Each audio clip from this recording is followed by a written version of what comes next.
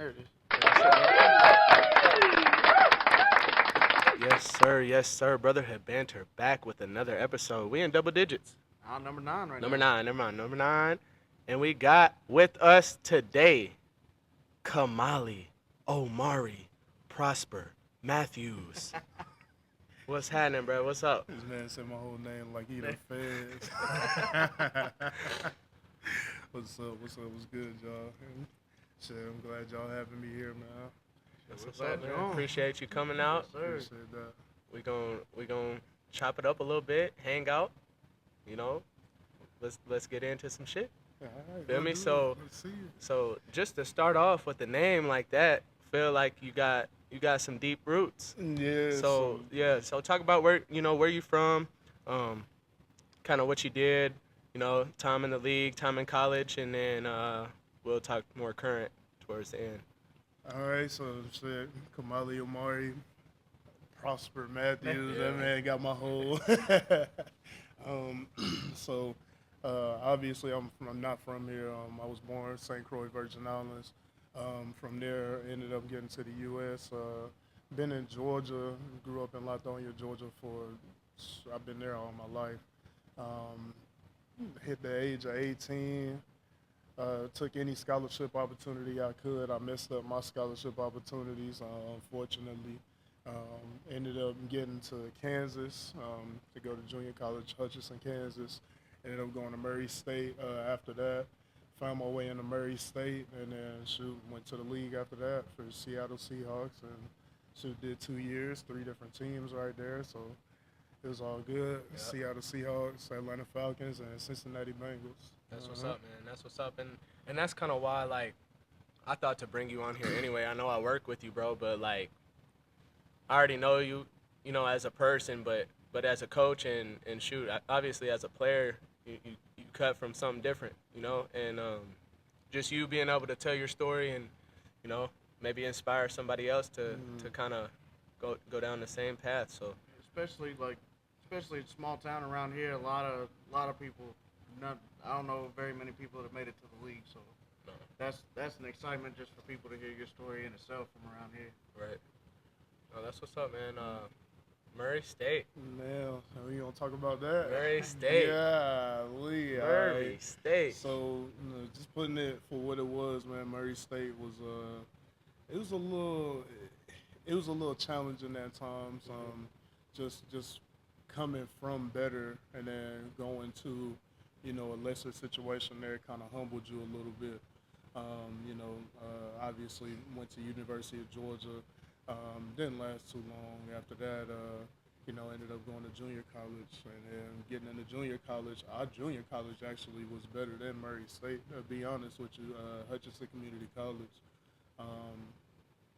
Just blessed to even have the opportunity to be there, play with a lot of guys that actually went to the league, Cordell Patterson, Toby Johnson, Marcus Golden from Mizzou. So getting out of there, going to Murray State was kind of like a step down in a sense. The competition was down, everything was down, but I came in with a different type of hunger, just seeing what real athletes were supposed to look like. Even playing in Georgia my high school career, and then going into junior college, and then getting to Murray, it was kind of like a little step down. So whenever we played schools like Florida State, Mizzou, Louisville, Western Michigan, I was ready. I was already ready to play big competition. That's what's up, man. Going into the league too. You remember the beast mode quote you used on here a couple weeks ago? Run through a motherfucking face. Yeah, That's through his his boy, face. bro. Jersey up there, Run through Seahawks, his man. fucking face. That's dope that you got to, be teammates with somebody like that. I don't know him on a personal level, but from what he allows the media to see, seems like a very, humble dude. So Yeah, he didn't. Marshawn Lynch didn't like the glitz, the glamour, the shine, and all of that. He was real down to earth. When you think about hood guys that go to the league, he was that hood. That's a hood. That was a hood nigga in the league. I ain't no other way to put it. He was a hood dude that got his chance, got to the league, and handle business right when he got to the league. He didn't play no games. Matter of fact, he didn't start spending the game check until after he got out of the league. I remember he did an interview about that, how he hadn't spent $1 of any game checks that he received. He's smart, man. Bro, how it went was so we're in the locker room, and obviously you get your quarterbacks, and then it went best O lineman to worst O lineman, and obviously I was worst O lineman because I was undrafted, so only undrafted O lineman that year, and then it went best running back to worst running back. Best running back was Marshawn Lynch. So every single day, like sitting in the locker right next to his, like he was just like a turned up king. Like now I'm talking about, okay, so like the first week, like I think it was day number 3. Day number 3, man, we into it. Vets finally came back. You know, everybody's back, and we get in the locker room, and it was real quiet. Everybody's focused. You know, everybody's like, because we're trying to figure out, like, how do the vets act? We're rookies coming in, so we're looking around trying to peep, you know, how do the vets act? Like, what are they doing? How are they getting ready? Right? So everybody's quiet. So we're quiet. Man, next thing you know, we hear, "Hey, blood, we finna tear the defense up today, blood. Man, we finna whoop that ass today, defense. We're running through y'all shit all day. We're running through y'all face all day." I'm like, yeah, it's about to be some fights. like, damn, like, he can talk like that, you know what I'm saying? Yeah. Like, I'm like, damn, we all quiet. He just ruined the mood. And then he was like, yeah, y'all hear me? Y'all hear me? Instantly, Richard Sherman on the other side of the locker room. "No, we ain't hearing that. I ain't hearing that." And I'm like, hey, well, everybody know Richard Sherman. He got the mouth on him. So they get to talking back and forth. And then the next thing you know, Marshawn say, "Yeah, Cam, I need to see that Bam Bam today. I ain't been seeing it lately." Hey, locker room got quiet. And Cam said, "Yeah, we gonna see about that shit today." I swear, bro, that was the end of the conversation right there. And we go into practice. You know, everybody's getting taped. We go into practice.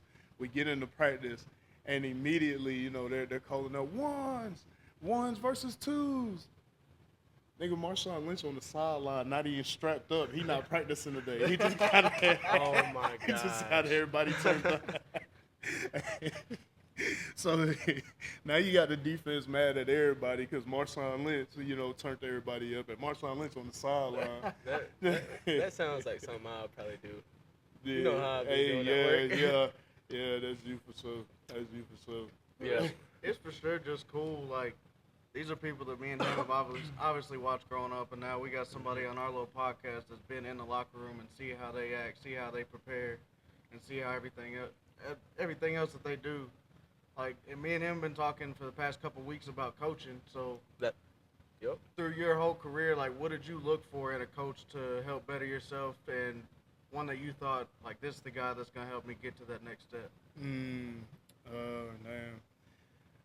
I would definitely say I had a lot to learn, because when you're playing sports, it's easy to see, like, you know, well, sports come first before this and that. Well, it was that one coach that would always teach me life lessons, and that was the coach that got me through, and that was in high school, Ronnie Fleetwood. And he would always used to come and tell me, I played tight end and receiver in high school. And he would always come to say to me, "Christian Okoye, Nigerian Nightmare," because I was so dark. And Christian Okoye, Nigerian Nightmare. And he was like, "That go further than what you think." And he was like, "You're dangerous when the ball is in your hand." He was like, "You're going to get your shot." And he would always tell me that. I believe he played for the Raiders. So we actually had a head coach that played in the NFL. That's what's up. He would always say that, "Christian Okoye, come here, Nigerian Nightmare, darkness." And it was him that got me to realize, like you better than what you actually think.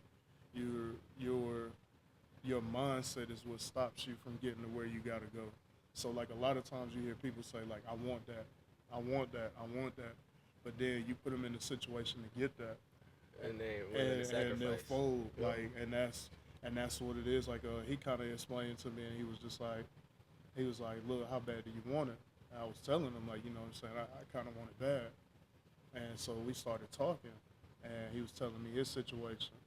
And he was just like, every day I had to do this. He was like, he pulled his hamstring off the bone, and he still had to figure out a way to make the team, how to do this, how to do that. And he was like, so when you say how bad you want it, he was like, you got to want it as bad as, like, you want to breathe sometimes. And he would always tell me, like, just imagine going to the deep end, holding your head underwater and trying to breathe underwater. And he was like, that's how hard this shit is. And he was like, the 1% that make it figured out how to do that. And he said the 1% of the 1% figured out how to actually live underwater. And he was like, that's how hard it is chasing this dream. So that's deep, though. That's a deep breakdown. Yeah, he was that guy that got me to realize, like, damn, like this is it now. Right. Like, it starts now. It's not like then. It's now. It starts now. Right. Another question I have for you, bro, was, you think that experiencing the game at, you know, each level that you did kind of helped you become even a better coach? Yeah. I definitely see that.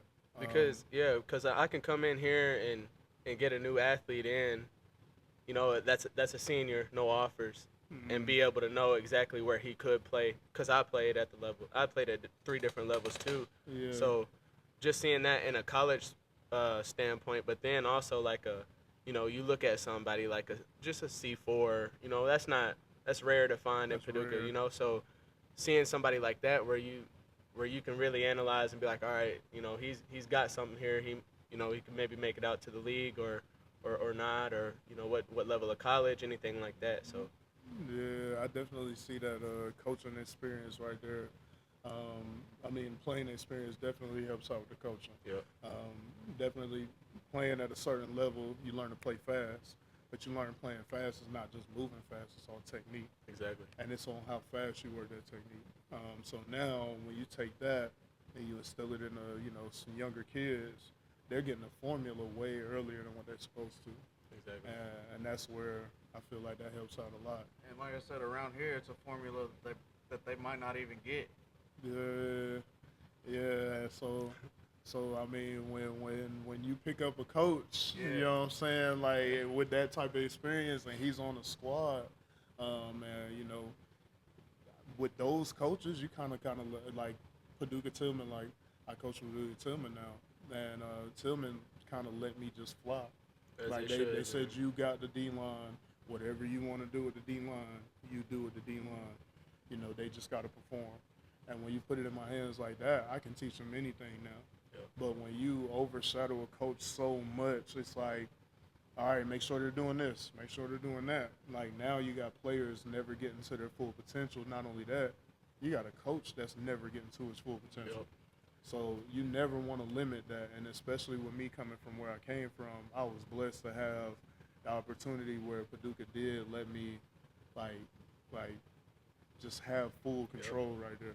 And that's definitely a big sign of respect and a sign of trust, and to me just shows that they saw your work ethic and your life and your accomplishments on the field to be able to just hand it all over to you.